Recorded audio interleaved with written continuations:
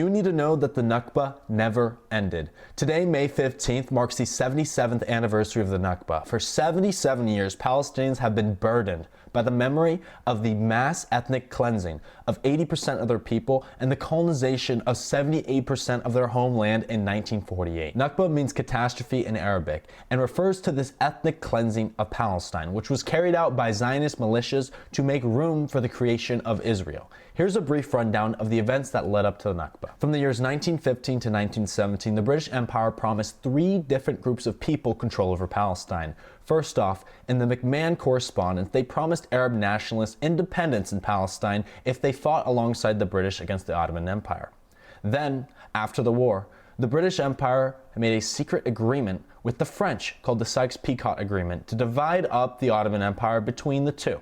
Then finally, in 1917, Britain promised a national home for the Jews in what is called the Balfour Declaration. Shortly afterward, Britain took control of Jerusalem from the Ottoman Empire. Following this, Britain creates the Mandate of Palestine, which it uses to prop up Zionist institutions while denying Arabs the right to form their own. They also facilitate the colonization of the land and help the Zionists form armed groups. During this time, the Jewish population of Palestine grows by tenfold via immigration from Europe. Then all of a sudden in 1947, Britain ends this mandate because after World War II, their country was economically exhausted and couldn't afford to maintain an occupation over Palestine as unrest continued to rise between the Zionists and the indigenous peasant farmers of the land. As Britain suddenly pulls out, they leave behind a massive power vacuum, causing the UN to try to step in what may be one of the worst mistakes in history. The UN adopts a partition plan that gives Zionists 55% of Palestine, despite the fact that Zionists only owned about 5% of the land and were still a minority. Understandably, the Palestinians and Arabs flat out reject this unfair proposal, to which Zionist militias, who have been building up power for years, launch a premeditated attack to forcibly expel the Palestinians. Zionist forces use bombing campaigns, massacres, and other atrocities to drive the Palestinians out of their lands,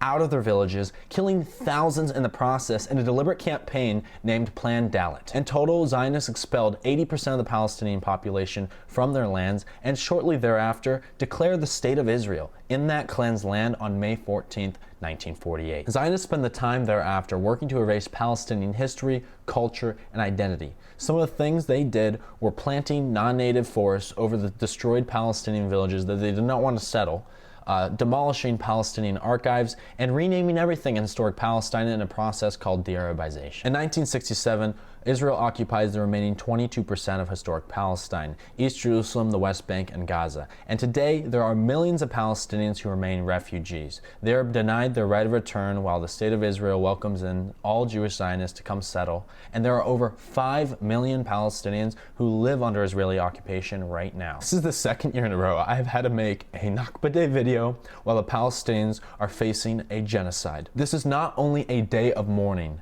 for the injustices faced by the Palestinian people in the past, but it's a day of renewal of the struggle to end this ongoing Nakba and achieve a free Palestine. This genocide is only the latest stage of an ongoing process of slow destruction and displacement that the Palestinian people have been subjected to ever since 1948. Israel has been incrementally colonizing the West Bank for decades and one day hopes to wholly annex the occupied territory.